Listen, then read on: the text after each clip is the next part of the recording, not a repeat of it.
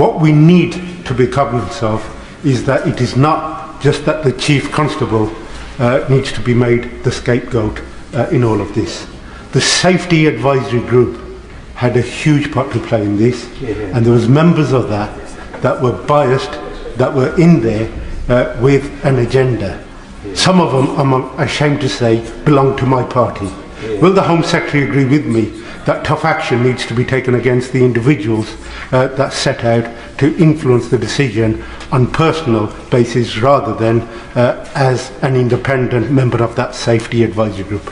I thank my honourable friend for his remarks and his question. Let me just say to him, Sir Andy Cook will be returning to the wider questions as to how safety advisory groups function, who is on them, the role that they play and the way in which they should carry out their duties. So we will return to that part of his remarks, I'm sure, in a later session in this House when the rest of Sir Andy's report is completed and he makes his final findings on safety advisory groups. But I share with him a concern that is incumbent on us to make sure that the arrangements we have in place are capable of delivering a dispassionate, fact-based finding as to what risk an event poses, and that other political agendas are not brought into play, but what we're talking about is the proper functioning of the cultural life of our country. In that video, Tahir Ali, the MP of my constituency, is attempting to throw Councillor Zafar, who has passed away yesterday, may Allah have mercy on his soul, under the bus. This is a typical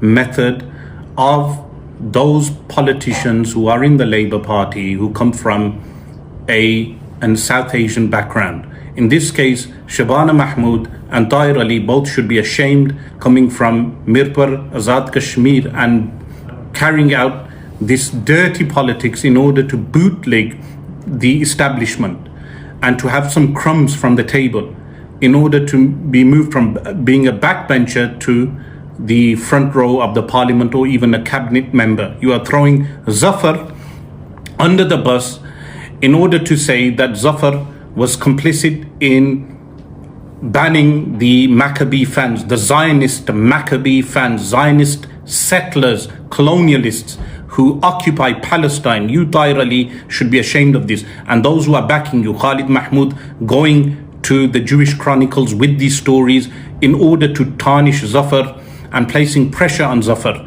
This is the dirty politics that you have been playing, along with Shabana Mahmood, who has now basically become a Zionist. So additional to that, this conglomerate of people within the Labour Party who undermine British politics have actually destroyed British politics. In the Birmingham bin strikes being a fine example, Majid Mahmood and other councillors, even independent councillors, that are not allowing the strikes to finish by accepting the terms of the bin men and allowing rubbish to be thrown on our streets.